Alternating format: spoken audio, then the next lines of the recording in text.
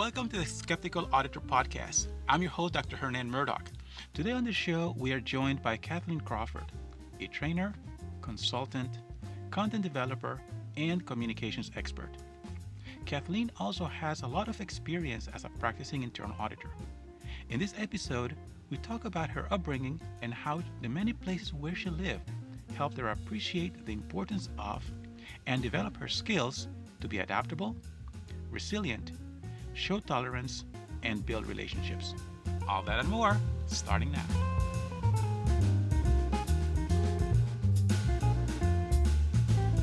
Kathleen, I'm a big believer in taking a little bit of a look into the individual's background and their history and how that may have shaped who they became.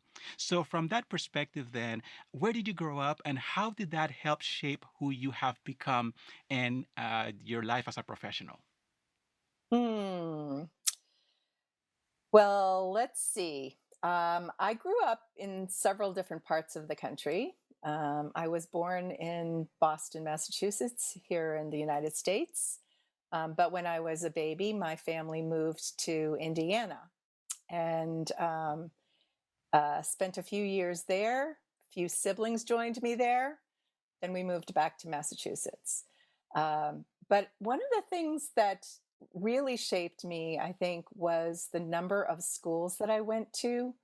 I started at kindergarten in one school, first grade another, second grade another, third another, four to six Wow. another, and on from there. And even in middle school, there were two middle schools in the town that we lived in at the time, and we even had to interrupt our learning because there was a fire in one middle school, and we went to double sessions. The town had to go to double sessions so that all of the kids who were in seventh and eighth grade would be able to be educated. So, Wow. so yeah, I've forgotten who said it. We live our lives forward and we understand it looking backward. One of the things that I think is true about that experience of multiple schools is a certain adaptability, a certain resilience, a certain willingness to tolerate um, Hmm. unexpected unexpected turns and twists. So that's part of. And ability to interact with people anew, right? Make new friends and acquaintances Mhm. and be able to get along with people and just kind of try to find a way to fit in right away or quickly anyway.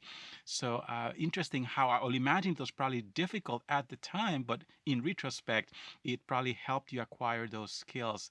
And you are well regarded in terms of your communication skills and interpersonal skills. And that's why we have you here. So definitely worked in your favor in that regard. So happy to have you here talking with us about these things. So, when it comes to becoming an internal auditor, how do you join this profession? I um, I had a dream to become a veterinarian, so I studied science in college. And unfortunately, when I met organic chemistry, that's the subject that separates the wheat from the chaff. So I had to adapt there. And I wasn't really sure what I wanted to do. I sort of cast around for a few different things.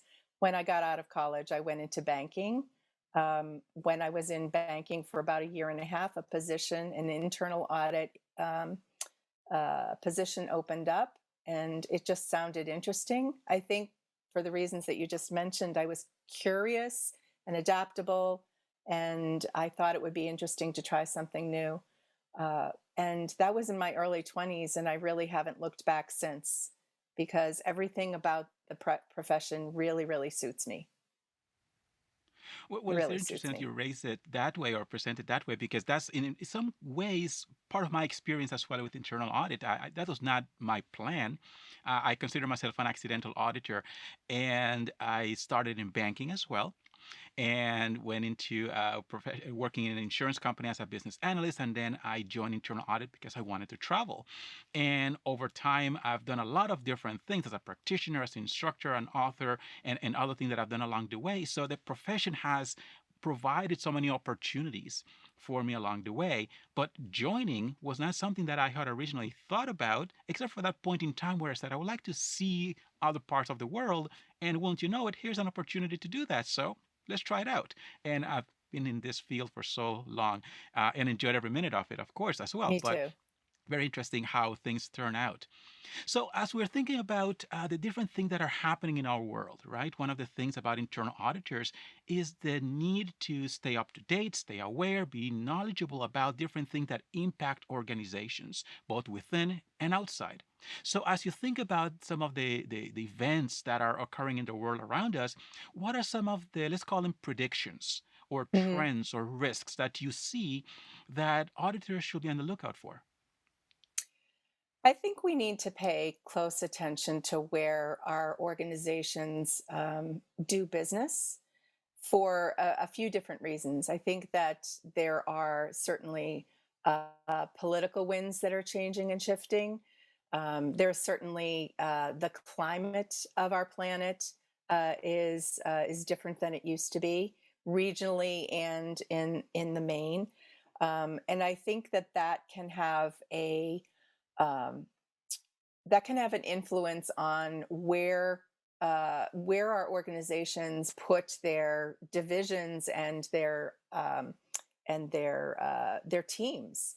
How do we make sure that we're able to pivot when necessary to some of the presenting risks in our lines of business? One thing about it, to make it more practical instead of esoteric, is that I think it's important that audit departments don't that kind of get away from the annual schedule, or even the multi-year schedules. Trying to put together a plan that's going to run for 3 years is just asking for asking for it. Things are going to Yes, you're going to be change. frustrated. Things, Yes. yeah, super frustrated. And you're not going to be very attentive to the needs and expectations of the people that you're actually supposed to be serving in regard to the areas, processes, and systems that you're auditing. To So, that, on that point, Kathleen, I think that what you're touching upon here is interesting because one of the things that we have seen recently, for example, is the ESG framework. And talk about the environment, social, and governance. mhm, And some people may be looking at that and saying, "Oh, here's another framework, and just where's the checklist, and what do I need to go and look for or look at?" And what you're doing is introducing that same concept, but from a different perspective. mhm, What is the organization doing? What is its mission? And where does that mission take them? And how things like the environment and climate change and its footprint around the world, how does that impact the ability to achieve the mission? How it impacts the business model? How does it impact the workers, the vendors, the suppliers? All of those things are part of that dynamic, but we need to think of it from the perspective of the organization and where the stakeholders happen to be. So I mhm. like that interesting perspective that you're bringing to our attention because in some cases we are so focused on the frameworks and perhaps not so much on the other elements that are really directly related to the organization. Right. You know what a big fan I am of open and deep communication. I really believe that as we stand up our projects, however many or however few we have, it's so vital that we talk to people as humans to find out what kinds of challenges are folks having, what are their priorities, of course, but what's the context within which they're trying to get things done, and how can we support those efforts, as opposed to working at cross purposes or keeping our eye only on what we had down on paper. Right. So back to your point earlier about the audit plan, the mistake made by some that they are going to set this plan and they're going to do everything imaginable to try to meet that plan and, Hmm. and, and try to make everything fit into it when in fact perhaps we need to be a little bit more flexible and adaptable. And this also brings up another interesting methodology change that has come about in the last few years, which is agile auditing, I was and waiting a for lot you of to say practitioners are that. struggling with it. Yeah. Yeah. So yes. So how it seems to me like you're looking at these dynamics and saying, okay, here's a framework, but here's the why. And if we were Right. to think about the bigger picture and the human element in some cases, right, the stakeholder perspective more broadly, that we're going to see where these methodologies really make sense and how they can definitely help us along. Right. And then, the agile methodology has really amped up the collaboration with the stakeholder. So the period of time that we might have called pre-planning or planning can actually be something that is far broader and deeper in order to gain an understanding of what those pain points are and how we might be able to bring our expertise and marry it to their expertise and work in a collaborative fashion. So I'm a huge fan of that as well, and I can't wait to see where it's going to go. This is very, very interesting, and I definitely appreciate your perspective on that. We'll be right back. This episode is brought to you by ACI Learning. Are you looking for CPE credits, professional development, to continue your education, or a custom team training solution? Here at ACI Learning, we've been building high-quality training for over 40 years, meeting the needs of every learner. Our training solutions will keep you and your team engaged and motivated to learn, helping students stay sharp in their field and better serve the organization. Join thousands of global audit, risk, and compliance professionals. Visit acilearning.com to find out how we're disrupting the audit learning space. We're continuing our conversation with Kathleen Crawford.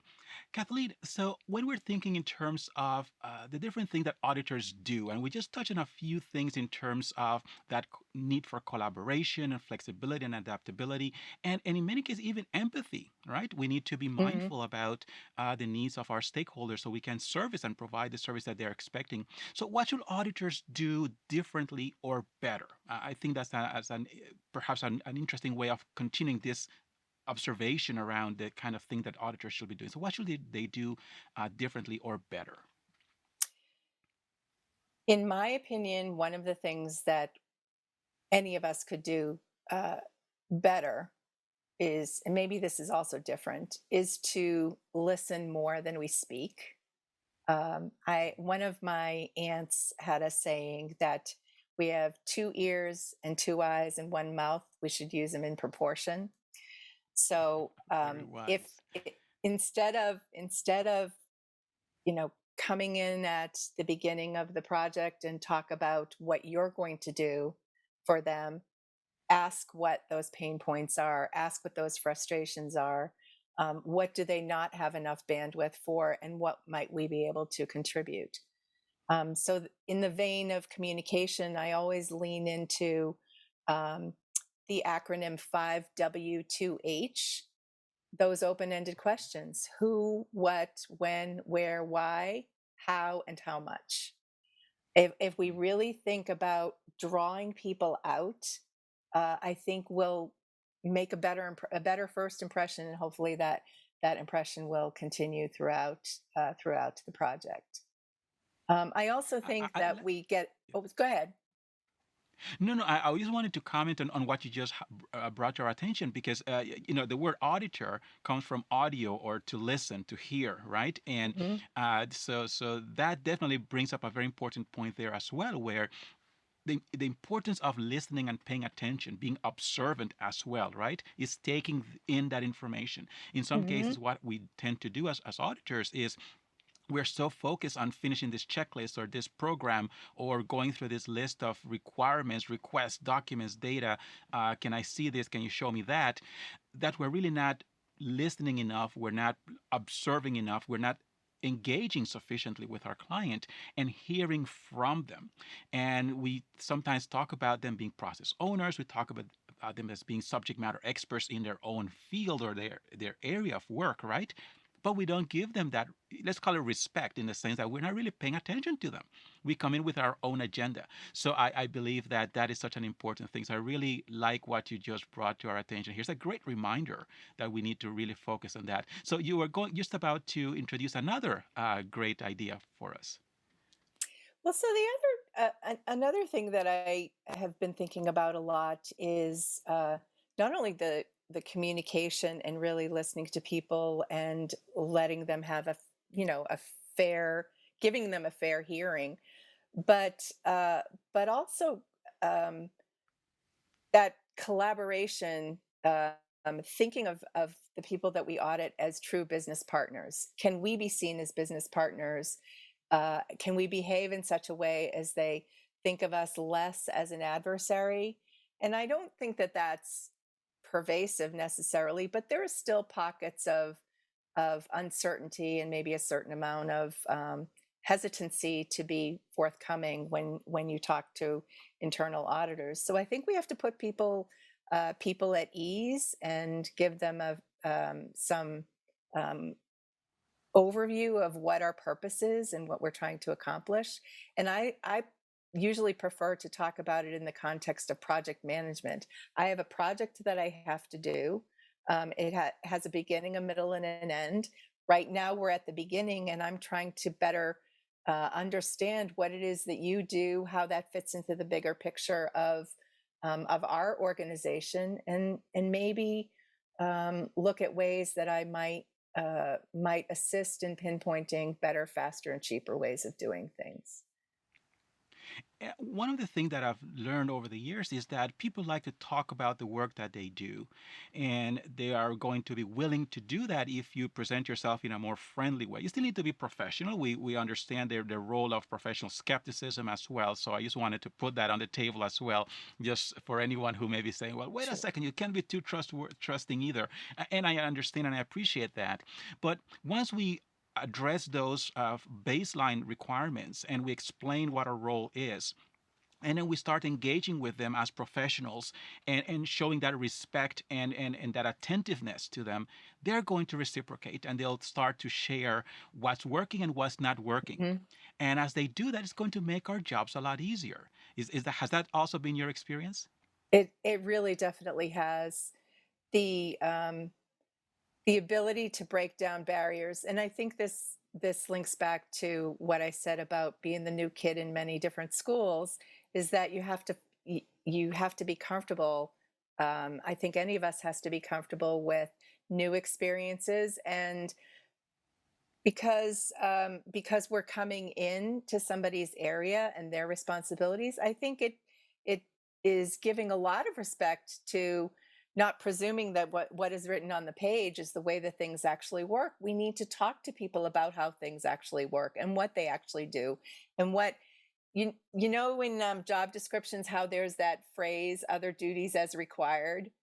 um, Exactly. can Yes. we probe at their other duties as required, the stuff that doesn't show up anywhere on the printed page or in a manual, that still has to be done, and that's the way that they bring value to what they do. So the more that we can ask those questions and make it comfortable for them to share, and uh, give them a gift of our time.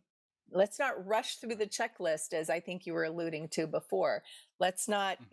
just use that internal control questionnaire, type as furiously as we can by looking at our keyboard instead of looking at the person that's across the desk from us, or on Zoom, on the other side of Zoom Exactly. from us. Yeah. Right, and one of the concerns, and as I talk to different people and how we have made this interesting migration away from that on-site to more of a video conferencing environment, part of the concern is that people will even go further along that line, right? Because even when people are on site, sometimes they'll sit in a conference room, in a meeting room, or even a cubicle, doesn't matter where, and then they'll open up the laptop and they'll be furiously typing and they're backspacing and they're moving things and there's a tap tap tap going on while the person is talking. And sometimes and you can sometimes know that they are feeling a little bit uneasy about it. There's a little bit of a generational difference Hmm. in terms of how people feel about it, if it's okay or not. There's an organizational cultural element as well. Some organizations, that's Hmm. just how they operate. For others, maybe not so much. So we need to also be very aware of those dynamics, and find a way to integrate our practice accordingly so that we don't alienate our clients as we go about doing this. Now, one thing that I'd like to come back to when you mention uh, preconceived notions. right? You come in and you have this idea about what you're going to run into or see. And I remember early on having worked as a business analyst, and some of the work was with legacy systems, older computer systems, uh, and all of the different limitations that it had and all the concerns that we had with it. And going to some developing countries, doing some reviews, and finding that their computer systems were actually more advanced than some of the things that we had in the United States, because later adoption of some of the technology. So some of the issue that we were anticipating had been addressed, and they had beautiful controls in place. So part of that is, again, one of those things where you need to be open-minded. You still need Hmm. to ask the questions and be prepared, but it was a very interesting learning experience there on my part. I I found the same thing. You referenced liking to travel. I also love to travel, and I found that same thing, that we have to get out of our quote unquote comfort zone and see how things are done in other places, because I've also had experience where technology in certain regions of the world is head and shoulders above where we might be here in the US. So in some ways, I mean, not always certainly, but some ways. And that's, they say that travel broadens you as a person, and I definitely find that to be the case. Right, I totally Yeah, agree. And you need to be prepared to be surprised. indeed. So this is, yes, yes, indeed. So we'll be right back as we continue our conversation with Kathleen Crawford about all of these wonderful things about communication skills and how to be better business partners with the stakeholders that we interact with. Thank you for listening to the Skeptical Auditor podcast, and a big thank you to our guest, Kathleen Crawford. If you're looking for more ways to stay ahead of the curve and earn CPEs, check out Audit Pro TV On Demand, subscription learning for auditors by auditors. Visit acilearning.com/auditprotv.